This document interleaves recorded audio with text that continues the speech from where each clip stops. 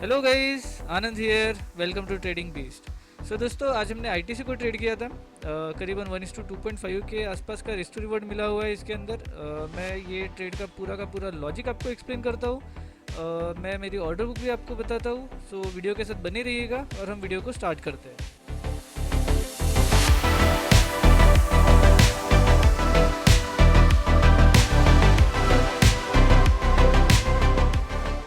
सो दोस्तों देखिएगा, करीबन 1:2.5 के आसपास का रिस्ट रिवॉर्ड मिला हुआ है इसके अंदर। अगर मैं सबसे पहले आपको बताऊँ तो देखिएगा, डेली टाइम फ्रेम पे आईटीसी अगर हम देखें ना, तो कुछ इस टाइप से प्राइस ने मूवमेंट की थी। मतलब कि प्राइस ऊपर से नीचे फॉल हुई, फिर ऊपर गई और ये थोड़ी बहुत अभी नीचे जा रही है।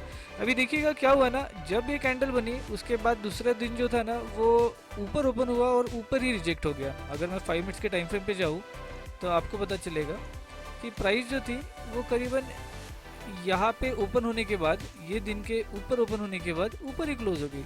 लेकिन आज के दिन की ओपनिंग जो थी ना, ये लेवल के नीचे थी। मतलब ये दिखा रही है कि शायद वीक है।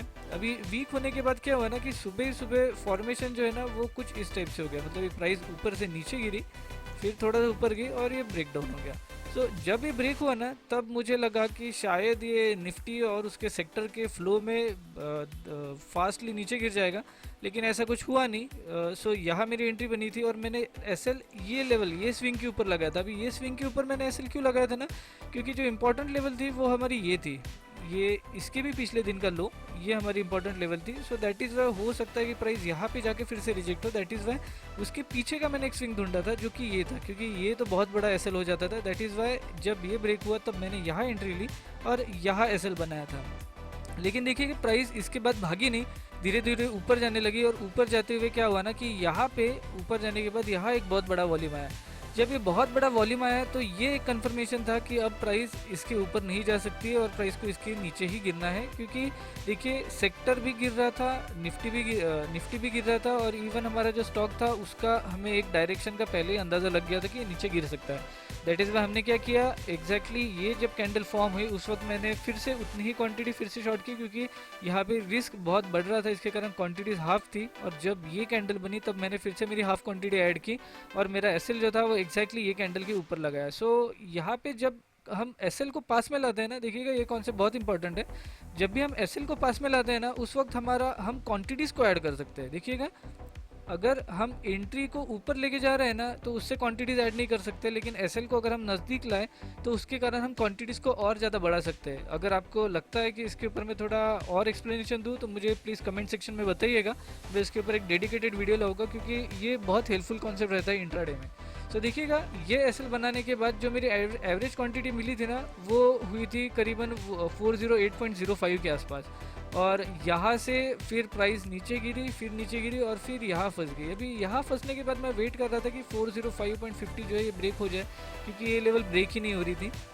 लेकिन हम अगर सेक्टर देखें तो सेक्टर में क्या हो रहा है ना कि सेक्टर लोअर लो बनाते हुए नीचे जा रहा है।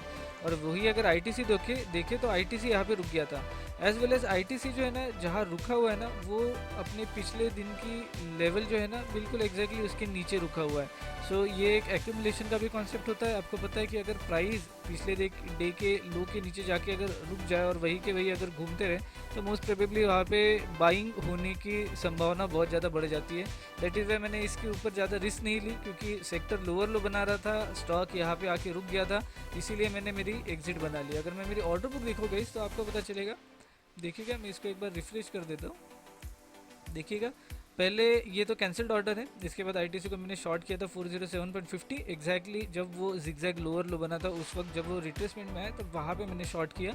लेकिन फिर से प्राइस ऊपर जाने लगी और जब हाईएस्ट वॉल्यूम कैंडल बनी तब मैंने फिर से उतनी क्वांटिटीज़ 408.20 पे शॉर्ट की। एज वेल एज मेरा एसएल जो है उसको मॉडिफाई करके 405.95 पे लगा दिया था। और सॉरी, यहाँ पे नहीं लगा था, यहाँ लगाया था। देखिएगा, यहाँ आपको पता चलेगा 408.95 ये हमारा एसएल था। और वो होने के बाद जो मैंने एग्जिट किया है वो है 405.95 पे, ये मेरा एग्जिट पॉइंट था। तो इतना कुछ प्राइस भाग नहीं पाया, लेकिन चलिए कोई बात नहीं। 1:2.5 भी कुछ इतना बुरा रिस्क रिवॉर्ड नहीं है। सो दिन एक प्रॉफिटेबल निकला, वही अच्छी चीज़ रहती है।